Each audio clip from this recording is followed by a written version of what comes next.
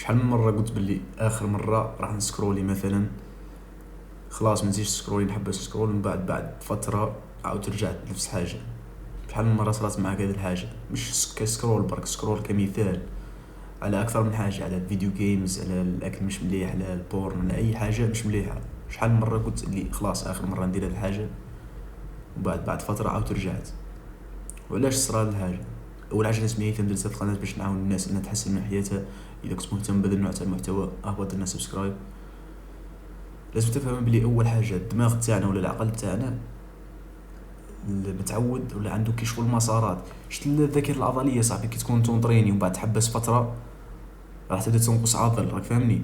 ومن بعد كي ترجع للجيم راح يعاود يرجع العضلات بسرعه، راك فاهمني؟ علاش تصرا هاد الحاجه؟ شغل الذاكره العضليه ماسل ميموري اللي عندنا في العضلات تاعنا تعاود ترجع. نفس حاجه كاينه في العقل تاعنا صاحبي. العقل تاعنا متعود على العادات اللي متعودين عليها من حنا صغرنا، متعودين عليها، متعود على هاد الحاجه، متعود على هاد الحاجه، متعود على هاد الحاجه.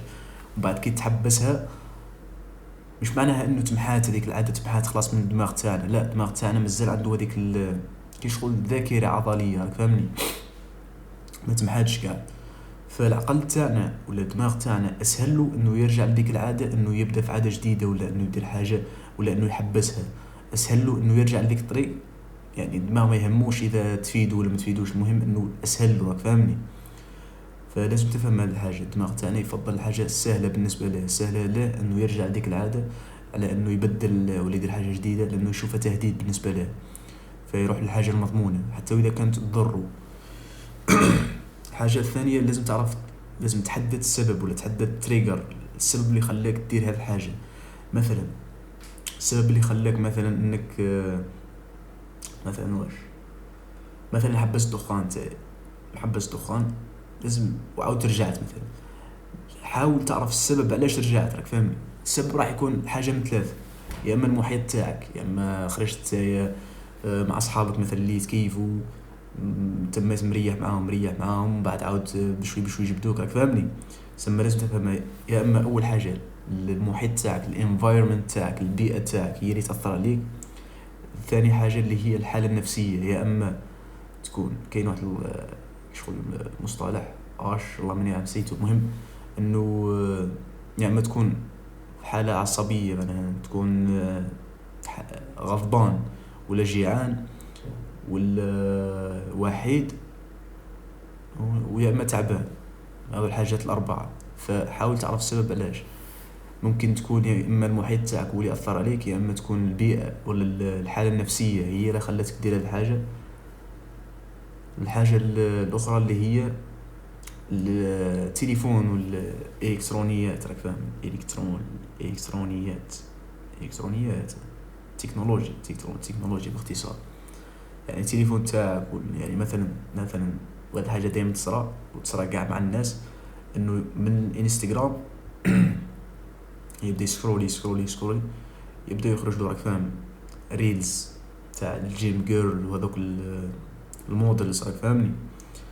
فبشوي بشوي يلقى روحو داخل في جوجل يكتب منها، راك فاهمني؟ راك فاهم النقطه اللي حاب نوصلها لها. فلازم تعرف السبب علاش اللي خلاك دير هذه الحاجه. يا اما المحيط تاعك اثر عليك انك عاود ترجع لنفس العاده، يا اما الحاله النفسيه تاعك، حسيت بالوحده مثلا، ولا حسيت بالحاله النفسيه تاعك، راك فاهمني؟ الحاجه الثالثه اللي هي التكنولوجيا، معنى التليفون باختصار. فحاول تحدد التريجر ولا المحفز اللي خلاك تدير هذه الحاجه. حرفيا اللي لازم تديرها انه تحلل قبل نص ساعه من انك تدير هذاك الفعل، وين كنت، وش كنت تدير، مع من كنت، الحالة النفسية تاعك كيفاش، وش كنت تدير. فحلل السبب علاش درت هذيك الحاجة. اعرف السبب علاش، لانه اذا ما عرفتش السبب راح كل مرة تعاود تغلط نفس الغلطة، راك فاهمني؟ فكي تحدد السبب، كي تكون عارفه، حاول مش انك تكون قوي، مثلا انك عارف باللي شوفوا، عارف مثلا انك كي تفتح بورن راح تماستر بيت، عارف هذه الحاجة، فهمني؟ فمش انك تروح تفتح بورن كيما بتقول لا انا عندي قوة الارادة ما راحش نماستر بيت، انا عندي. تحطش روحك في البيئة، ما تحطش روحك قدام، ما تخليش البيئة تاعك ضدك، راك فاهمني؟ فالحاجة اللي تديرها انه مش تقول انا قوي ارادة وما نديرش، نحط هكذا قدامي وما نديرش، لا، الحاجة اللي تديرها انه واش تافويد، راك فاهم، تبعدها صاحبي، تجنبها، ما تخليهاش قدامك. حاول تبعد الحاجات اللي ترجعك لنفس الحاجه.